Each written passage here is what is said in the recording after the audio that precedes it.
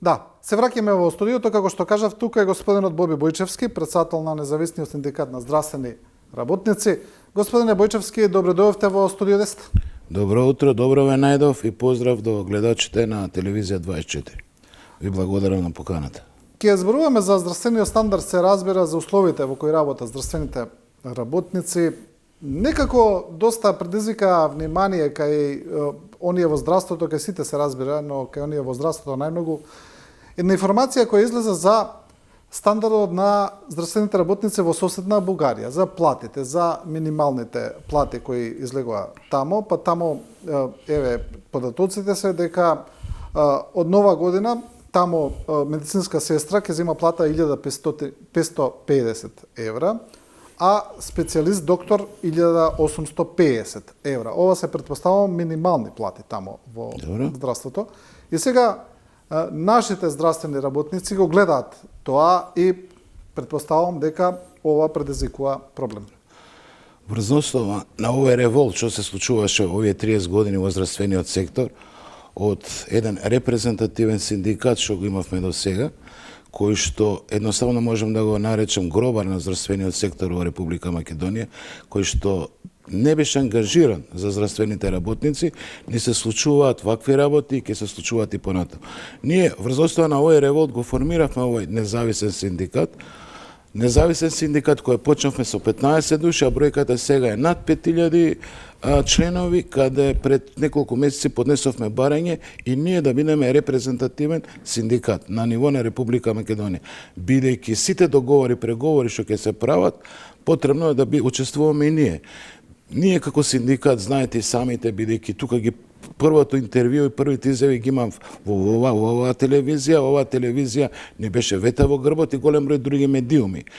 И знаете во каква состојба беше здравствениот сектор, во каква состојба беа платите, каде што ние стално апелиравме да не се случи екзодус на вработените во здравствениот сектор во соседните држави, а исто така во западноевропските држави. До сега Македонија беше расадник. Значи, ние ќе го изучиме тој доктор, таа медицинска сестра и таа не напушта во некој од западноевропските земји.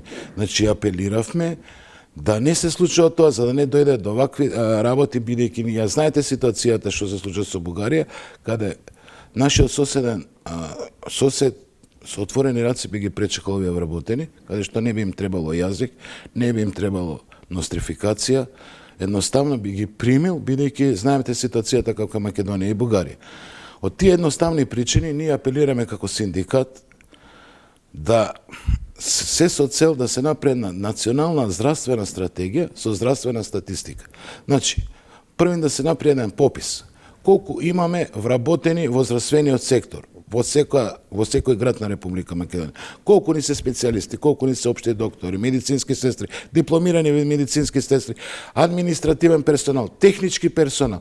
Се со цел за да имам еден увид на бројката на вработени, да се направи наталитет, морталитет, да се види во кој град, на колкав број на пациенти е потребно еден специјалист, потребно еден општи доктор и едноставно да видиме до каде е работата со специјалистите. Дали тие, колку специјалисти ќе отидат во пензија во наредните 4-5 години, колку нови доктори треба да имаме во медицинскиот факултет, без ова национална здравствена стратегија. Не ќе можеме да знаеме и днината и ќе ни се случуваат како до сега екзодус на млади доктори, на млади здравствени работници. И второ, да не биде како до сега, и самите знаете, имаше еден министер кој што ги вработи млади луѓе, кои беа заборавено минато, кој што ги вработи кога бевме во најголемата криза, ковид кризата, кои млади луѓе работеа за 20.000 денари и доктори, специјалисти за 26.000 денари, кои млади луѓе на крај ги зманипулира. На некој од нив декември 2023 им престана договорите. И тие 20.000 денари не може да ги земат. А тие луѓе имаа надеж, бидејќи тој министер од страна на тогашниот министер Филипче им е обеќано дека по завршеток на кризата сите од нив ќе добијат решение. Но што се случи обратно? Голем број од нив не им ги продолжија договорите, тие што остана, моравме ние како независен синдикат нон-стоп да бидеме на ТВ пати, да молиме, да имаме социјален диалог. Добро, господин Бојчевски, од тогаш се сменија уште неколку министри, од кои некои и беа повторно како таравари, не знам колку министри се сменија од тогаш во здравствениот систем, и проблемот со вработените на договор на дело се уште не е решен. Значи, почнаа конкурсите. И неколку ветувања, и неколку рокови. Значи, по доаѓање на оваа влада ние почнавме со овие социјални дијалози. По овие социјални дијалози како приоритет не беа овие договорци на дело. 1/3 ви гарантирам дека од тие договорци на дело се решени. Пример, во поголеми јавни здравствени установи. 1/3, 1/4 од нив чекаат да се заврши локални избори, бидејќи се случи пред локалните избори, негде се пуштеа конкурси и чека да се да завршат локалните избори и да се продолжат со конкурсите. Има и голем број на вработени од нив, на пример можам да кажам јавна болница Прилеп, општа болница Прилеп, Кичево, Гостивар, каде самите во 2023 година декември, самата јавна здравствена установа им ги укинува тие договори, иако работеле по 5, 6, 7. И тие луѓе се оставени на милост и немилост. Значи, од хумани човечки цели, потребно е вработување на сите нив. Бидејќи ние самите сме свесни дека во моментот недостасува медицински кадар во Македонија. Што е со тие што им се прекинати договорите едноставно? Што не им се Значи, некои од нив, имаме информации. Моментално, нашиот синдикат имаме околу 40 здравствени синдикални организации низ градовите низ Република Македонија. Значи, најновата информација во Прилеп има голем број на нив кои што им престанал договорот 2023, оставени се, не се вработени всушност. Каде што ние апелираме и до министерот и до председателот за да се среде статусот на овие вработени. Исто во Кичево има 4-5 медицински сестри, во Гостивар се 4 медицински сестри кои што не име решен статус, да работеле претходно 4 до 5 години. И се бориме како синдикат да секој од нив го добие, да не бидат заборавено минато едноставно, за да се вработат, за да гледат иднината во оваа држава. Бидејќи секаде кај што ќе отидат, во која било држава ќе бидат граѓани од втор ред. Нема да бидат да се чувствуваат пријатни убаво како во својата држава, во матичната држава кај што се родени. Да, сето ова се случува кога цело време, значи со години веќе, може и цела деценија, зборуваме за недостиг на медицински кадар, за недостиг на специјалисти. Последните податоци од Лекарската комора е дека од лани имаме 509 помалку активни лиценци во Лекарската комора. Сега тоа не мора да значи дека сите тие се отишло од државата, можеби едноставно пензионирање, не обновиле се уште лицензата и така натаму, но сепак голем дел од нив и се некако одлеани од здравствениот систем. Анестезиолози, педиатри, патолози, радиолози, онколози се меѓу најдефицитираните специјалисти во државата. Да. Значи ова се податоци од Лекарската комора. Во исто време, ова што го зборуваме, на оние кои работеле, не им се продолжуваат договорите, не се наоѓа начин да се стават во системот. Зошто имаме ваква една, не знам, дисонантна стратегија во здравствениот систем? Значи, таа дисонантна стратегија, ви гарантирам, беше пред да почнат овие социјални дијалози. Значи, ние пред да почнат локалните избори, нон-стоп имаме социјален дијалог со владата, најискрено ви кажувам, каде што ги уочивме овие проблеми, каде што се прави една национална стратегија за овозможување да здравствениот сектор заживее. Значи, здравствениот сектор беше во еден колапс. Беа затворени кабинети, ординации, немаше доктори, напушта специјалисти, дисбаланс на плати, поголеми плати има во клинички центар, останува во клинички центар, не работеа во јавни здравствени установи, не работеа во општите болници. И едноставно, кој специјалист, имаме од друга страна 600 специјалисти кои што работеа за 26.000 денари плат. Срамота е тоа. Докторот за 26.000 да работи, значи, ние како синдикат, а исто благодарение на овие разговори со председателот на владата, е договорено да се примат овие специјалисти на неопределено работно време, да јавните здравствени установи ги покријат нивните трошоци, бидејќи знаете една специјализација од 8 до 15.000 евра. Една специјализација трае 4 години, 5 и 6 веќе во тие хируршки гранки. Се со цел за да надокнадиме тој простор на вработени, се со цел да имаме за да ги покриеме дефицитот на кадар во здравството. Значи се работи на таа проблематика за да ги задржиме овие млади луѓе, бидејќи ако се продолжи со ова темпо како што беше до 2023 година, ние за година-две и тогаш кажав, здравствениот сектор ќе доживееше колапс. Се работи нешто на проектот, но не може одеднашка, не може преку ноќ да се направи нешто што било уништувано 7-8 години. Докаде е покачувањето на платите во здравството, бидејќи има поплаќи, ајде да речеме дека и тоа не оди според планираното? Ако ви текнува, ние бевме првите, значи напоменав на почеток, имавме еден синдикат кој што не се секираше за вработените, единствено за нивни лукративни цели и беше во невидена коалиција со власта. Ние кога излеговме 2023 со протести, баравме покачување на плати, баравме подобри услови за работа и се со цел за да имаат еден достоинствен живот овие здравствени работници. И што се случи? Од другата страна нема слух 2023, иако ние протестиравме, излегувавме на улица, се боревме, кажувавме овие неправилности што се случуваат, но тие нема сенс, никој не повика, никој не викна.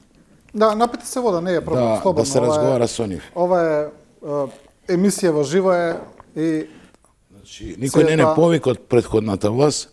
Со доаѓањето на новата власт, значи седнавме, имавме еден социјален диалог, каде што, кога им ја кажеме фактичката состојба дека една медицинска сестра со средно образование земаше од 23 до 25.000 денари плата, сестра пред пензија со 40 годишен работен стаж доаѓаше до 28-29.000 плата и исто во овие социјални диалози се договоривме како влада, како председателот на влада, да дојде до зголемување на платите на овие вработени. И како ќе биде ова зголемување? Значи, лани, на 19 ноември, потпишан е тој колективен договор, со цел да се зголеми бодот и со тоа доаѓа до зголемување на платите. Едно од најголемите историски покачувања го има средно медицинскиот кадар.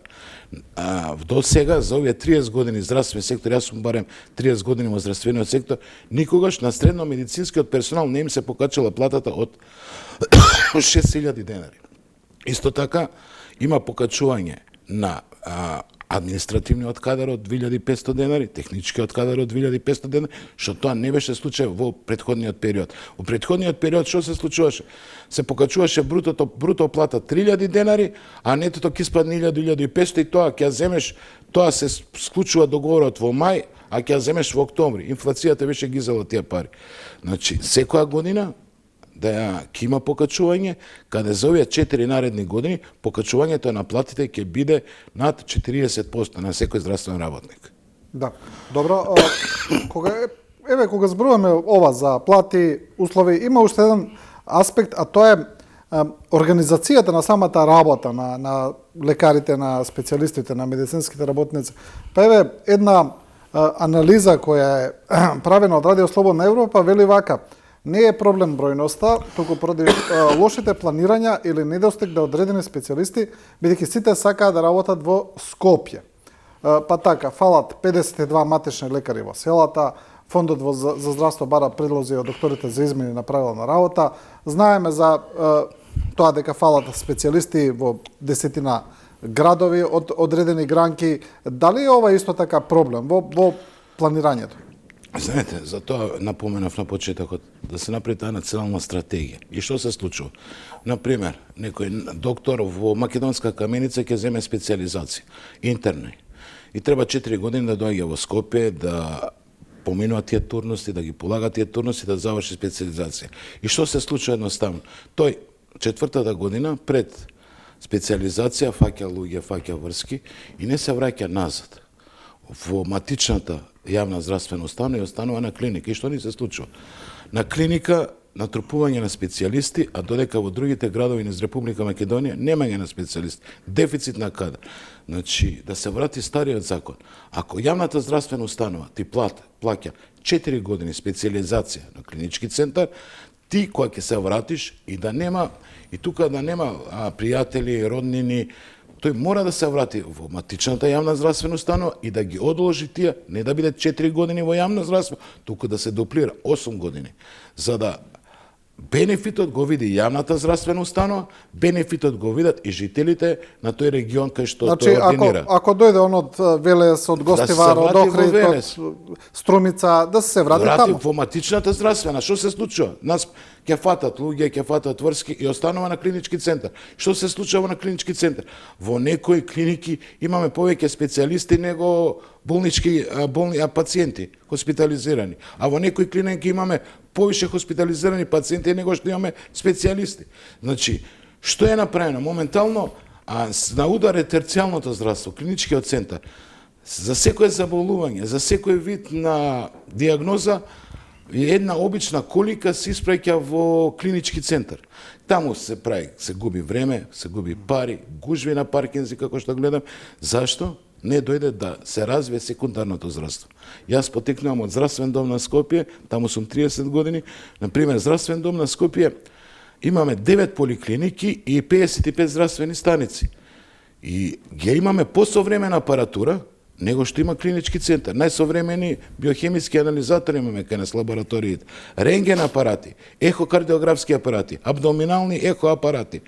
Значи, таа работа што може да ја завршат на клиника, пример, можат тие жители во околината на поликлиниката и во близината на околината да бидат во самата поликлиника да ги завршат тие специјалистички прегледи. Со тука доаѓаат, не губат време, не губат пари, све во близина. Ако веќе е тој крајен стадиум, да потребна е хоспитализација во клинички центар, тек тогаш да се испрати.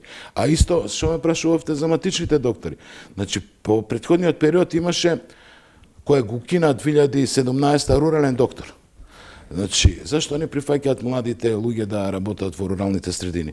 Се даваше еден стимул, во тогашниот период беше околу 70.000 денари, 2014-15, на рурални доктори, немал пациенти. Ти ги взимаш месечно тие пари, со тие пари ги покриваш трошоците и ти останува некоја минимална плата. И плюс взимаш од пациенти. Бидејќи, зашто ги немаме тие матични доктори, ќе отидат во некоја рурална средина, немаме ние таму жители. Немаме толкав број на пациенти, знаете, за да биде економски бенефит, за да може да работи добро, матичниот доктор треба да има најмалку 1000 пациенти. А во тој период, во тие предели, не може да ги направи толкав број на пациенти, а он треба да живее од тие пациенти, а од друга страна треба да плаќа здравствено, пензиско осигурување. Значи, потребно е за да се направат тие, за да се оспособат пак тие матични доктори, потребно да им се даде некои субвенции од државата. Со тоа што од слободено од плаќање првите 2-3 години од давачки, од здравствени и социјални осигурања, потребно е да им се даде поголема пара за руралност, бидејќи тој заминува, километражата е подалечна. Или наедноставно стави ги на плата, како порано, што беа. Значи, ако не можеш да најдеш, последното е стави ги на една добра плата и готово. Да се стават тие вработени на плата. Имавме тоа. И тоа го кина 2017, рурални доктори. Значи да не морате вие да се грижите сега да платите придонеси, здравство, едноставно вработете ги. Да, 2015 го имавме, 2013 рурален доктор, ако ви текнува, каде што секојдневно доктори од јавниве здравствени установи на плата одеа во рурални средини, Танушевци, Брес, Марино, Моране, Кондово, не знам, некои планински села, каде што врша систематски прегледи на тие пациенти. 2017 и тоа го кина. 2017 пола кабинети на здравствен дом Скопје не функционираат. Иако имаат опрема, иако имаат ехоапарат, но имаат клучна врата. Зошто? Немаат. Значи, голем број на докторите, например, терко до 2017 беше да се развие секундарната здравствена заштита, се со цел пациентите во својата близина да може да ги направат овие испитувања. И отворивме специјалистичка ординација во Драчево, во Ченто, но тие со рентген кабинет имаме во Драчево. Сега замислете пациент од Драчево треба сега да направи една рентгенографија да доаѓа во поликлиника Аеродром, а рачуните поликлиника Аеродром колку број жители има во таа општина, а плюс од општина Кисела Вода доаѓаат од другите општини.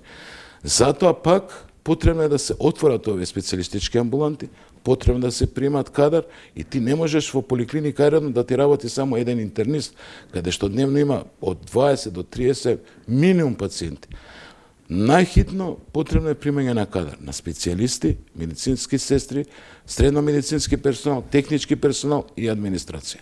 Да, тоа е, кога зборуваме за стандардот на здравствените работници, вие велите дека имате со владата континуиран социјален диалог. Еден од моментите е порастот кога растат платите, дали тие ги следат, дали ја следат инфлацијата? Дали здравствените работници реално го следат растот на трошоците на живот? Значи, едно што го баравме, а што не е направено до сега, подпишан е општиот колективен договор. Но гранковите колективни договори не се подпишани. Значи, што се разбира? Кога ќе се подпише гранковиот колективен договор, коефициентот на прерачунување на платата на сложеност, на што се прерачунува, да биде усогласен со минималната плата. Како што ќе се покачува минималната плата, така ќе дојде и до покачување на платата на овие здравствени работници. Но од тогашни лукративни причини ова не е подпишано. Значи потребно е моментално се водат разговори за решавање на овие колективни, гранковни колективни договори, и се со цел за како што доаѓа до покачување на овие плати, да дојде покачување на сите, бидејќи со покачување на минималната плата не ги опфаќа здравствените работници, не ги опфаќа вработените во Министерството за внатрешни работи, вработените во образование. Значи, нешто направено е, нешто што е било, што требало да се направи веќе пред неколку години, но тоа не било сработено. Зашто од тогашниот синдикат не е направено, не знам. Затоа ние се бориме да бидеме репрезентативен синдикат за сите договори, за сите што треба потреби во здравствениот сектор да бидеме присутни ние, бидејќи ние сме секојдневно со пациентите, ние сме секојдневно со вработените во здравствениот сектор, ние ги знаеме проблемите во здравствениот сектор. Кои категории здравствени кадри во моментов се најзагрозени ако гледаме во поглед на примањето? Најзагрозени се административните работници, административно-техничкиот персонал. Значи, иако дојде до покачување на платата, и пак сега ќе дојде до тоа покачување за 2026 година, 2025, нивната плата пак не е како што беше претходно. Потребно е малку да дојде до усогласување на нивните плати, за да и тие вработени имаме пак некој достоинствен живот. Средно медицинскиот персонал со овие покачување од околу 6000 денари, пак нешто дојде во нормални односи платата на овие вработени. Додека административно-техничкиот персонал исто е потребна помош за платата на овие вработени, бидејќи ние сме синџир на исхрана. Ако не функционира еден од тој синџир, доаѓа до колапс на система. Задоволни работници, здравствени работници, задоволни пациенти. Кажавте дека зборувате за репрезентативност на вашиот синдикат. Се борите ли уште за тоа? Има ли некаков напред? Значи, ние моментално бројката е над 5000 члена. Склучивме договор, меморандум за соработка со матичните доктори. Председателката на матичните доктори, госпожа Илјана Дервишова, е членка на синдикатот, ги донесе во разговор со сите матични доктори. Бројката се зголема секојдневно и пуштено е веќе барање до Министерството за економија, бидејќи сега синдикатите се под Министерството за економија, за да се признае репрезентативност со бројка, со пристапници, се со цел да и ние учествуваме на овие разговори. Малку, само ќе сменам темата. Еве што се случува после 20-30 години, благодарение на КСОМ, благодарение на КСС, овие независни синдикати во здравството, во јавниот сектор ќе се зема К15, ако ви текна. Тој лани го земавме прв пат.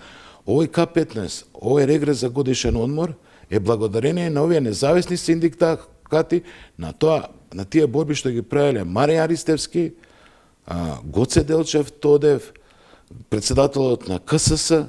Значи, сите тие луѓе допринеле да сега ние зимаме регрес за годишен одмор по плана наречен К15. Кој К15 е 30 во јавниот сектор е 30% од бројот од просечната плата, додека во приватниот сектор е 40%. Но што има проблем во приватниот сектор? Во приватниот сектор имат таков договор да ако газдата, работодавецот на крајот на годината нема никаков приход, може и К15 да биде од 100 денари на вработени. Тука е проблем и тука треба да се решава.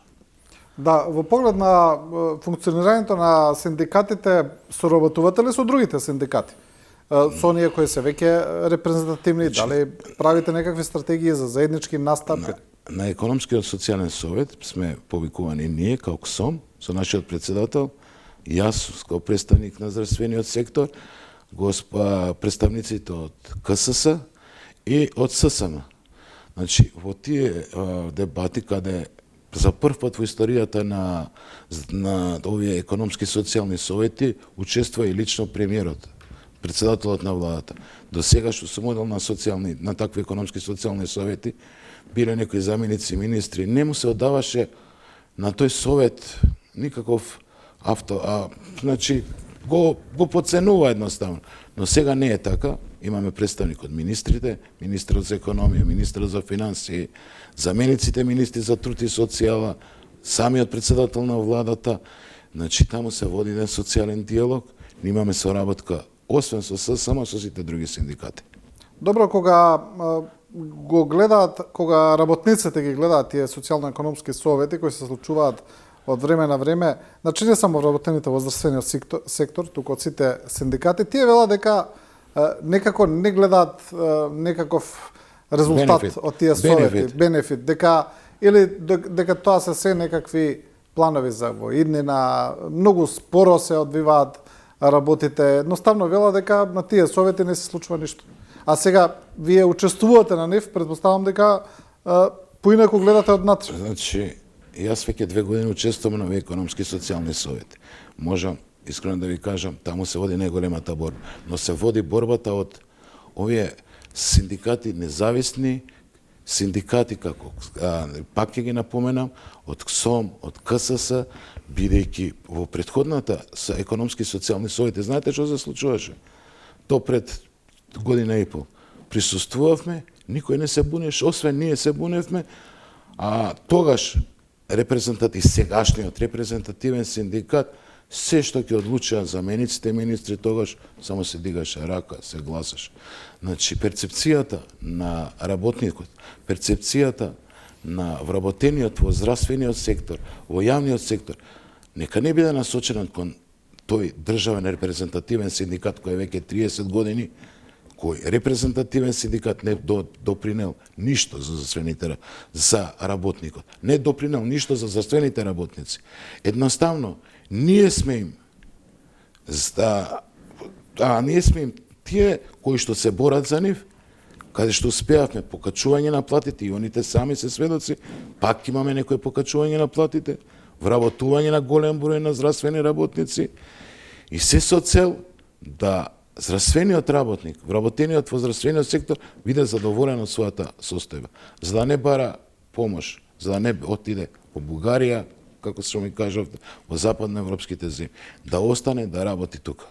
Да, тоа би било, целта се разбира, еве кога зборуваме за платите, стандардот, има уште еден момент кој е разговаран претходно, а тоа е различните плати на здравствените работници во различни институции. Па така, да кажеме директно, значи во клиничкиот центар во Скопје се специјалистот зима поголема плата отколку специјалистот во, не знам, во Охрид. И така натаму. Се работели на тој проблем? Значи, тоа стално го напоменувам, во времето на министерувањето, исто пак ја го спомнам тој министер Шодак, правам Филипче, направен е колективен договор со тогашниот, сегашниот и идниот председател на здравство во ССМ Љубиша Карамфиловски, да вработените во клинички центар имаат поголема основна плата, поголем број на бодови во однос на јавните здравствени установи, општите болници. Па што се случува тој револт? Зашто вработените во јавниот здравствен сектор или во општите болници кои кидат на клиника на специјализација остануваат таму? бидејќи имаат поголеми примери. Разликата е, пример сега ви ја кажам, почетна плата на доктор специјалист во општите болници, во јавните здравствени установи, геријатриски центри околу 60.000 денари. А почетната плата на доктор специјалист во клинички центар е над 70.000 денари. И рачунајте 70-80.000 денари. Не ги кажам тие дежурства, титули и така ната. Затоа потребно е да имаме колективен договор кој ќе биде единствен во Република Македонија. Исто ќе зима и докторот во клиника, исто ќе зима и докторот во нека општа болница во Прилеп, општа болница во Тетово, во Битола и во некоја јавна здравствена установа низ Републикава. Потребно е тоа, се работи на тоа, да вработените и коефициентот на сложеност на работа биде еднаков, дали работиш на клиника, дали работиш во друга јавна здравствена установа. А тоа што си ги земаат ноќните служби, тоа станува на тие ноќни служби што се дежурат и што се работат. Значи се работи на тоа, се прават социјални дијалози, контакти со министерот, сега се прави некој нов закон за здравствена заштита, значи тоа сме во тек и се бориме, но не можеме да испаднеме со информација до кај се случува. Се работи на работата и ми се чини дека за брзо време ќе се среди. Да, друг проблем кој исто така константен во здравствениот систем, тоа е онаа политизација на здравството, мешањето на политиката во здравството. Знаеме како оди тоа и знаеме дека без тоа не можеме да имаме целосна професионализација. Дека секогаш и вие сами откажавте пред малку кога зборувавме, ако некој сака да остане клинички, ќе бара врски, ќе бара луѓе и така натаму. Знаеме како оди тоа. Можеме ли некако од тоа да се откачиме на некој начин? Значи, за да имаме напредок, за да имаме успешни доктори, ние знаеме дека од медицинскиот факултет произлегуваат обучени кадри. Имаме професори, познати професори кои што оставаат добри доктори, кои што доктори требало да останат тука. И веќе да се престане со тоа работи, да останам на клиника, да работам во клиника. Значи, за да имаме успех, за да немаме бегање на овие млади специјалисти, за да немаме одење во другите европски држави, потребно е да се забрани, си дошло од својата матична јавна здравствена установа, врати се во својата матична здравствена установа. Ако сакаш да останеш на клиника, изработи ги тие 8 години во својата здравствена установа, сега се 4 години, но се дуплирани цените. Ако се платило 8.000 евра, треба да се плати 16.000 евра за едукација. Но се фаќаат доста е со тоа да се почне веќе реформа во здравството, да се почне веќе секој што си го заслужува место да си го добие. Само така ќе имаме успех и само така ќе имаме задоволни пациенти. И трето што сакам, да поголемо внимание се оврне во секундарната здравствена заштита. Значи, пред некој период бев во Стара Градска, значи навечер имаме околу 100 до 200 души кои што чекаат за обични болки, колики на стомак, на разни болки на зглобови и така натаму. Целта е да се растерети тоа. Значи, навечер, како што напоменав, јавната здравствена установа, ние, ви кажам, на територија на град на Скопје, имаме 9 поликлиники. Во сите 9 поликлиники имаме дежурни служби. Но, потребно да се земе да 3 поликлиники, како што е општина Аеродром, општина Ѓорче и општина и Битпазар поликлиники, да имаме по еден педијатар. Тоа веќе го имаме во поликлиника Битпазар. Треба таков педијатар да имаме и во општина Аеродром и во општина и во поликлиника Ѓорче Петров. Се со цел навечер тие пациенти да не лутаат по клинички центар, да не одат. Исто, имаме најсовремени биохемиски анализатор. Потребно е да има дежурство и од лаборанти во сите овие 3 поликлиники како ударни центри да бидат. И мој апел е да ние во рентген кабинетите имаме најсовремен опрем, ехо апарати, компјутери имаме, магнети, да дежураат. А не се користат. Значи, до 20 часот работа. Зашто да не работат после 20 часот? Да си има дежурни служби. Од самите доктори, ако им се плати, ако им се даде мотив, ќе си дежура. Пример, за една обична фисура може да се направи тоа рентген слика навечер и во здравствен дом Скопје. Пример, жител од Аеродром треба да чека по 4-5 сата во Стара Градска, кога може таа работа да ја заврши во местото на живење. Ме сваќате? Тука имаме апаратура, имаме добри доктори кои што можат да ја прочитат сликата. Ако е потребно понатамошно лекување и мобилизација или е фрактура, да се испрати во клинички центар. Обична болка на стомак, имаме абдоминални еха, ехокардиографски еха. Зашто да чека по 4-5 сата да се паркира на клиника, да не наоѓа место? Тоа може да го заврши во својата матична поликлиника. Тоа е мој апел, да се веде малку во секундарната здравствена заштита. И да се разместат пунктовите за итна медицинска помош. Да, ние како тоа синдикат, да ја прашам, да, ние како синдикат имаме една визија која што за брзо време ќе доставиме и до министра за здравство. Моментално итната медицинска, значи порано имаше поголем број на пунктови. Од 2017 се случува еден колапс во здравството, не можам да сватам зашто. И имаме сега 3 пункта: Карпош, Јане Сандански и Чаер.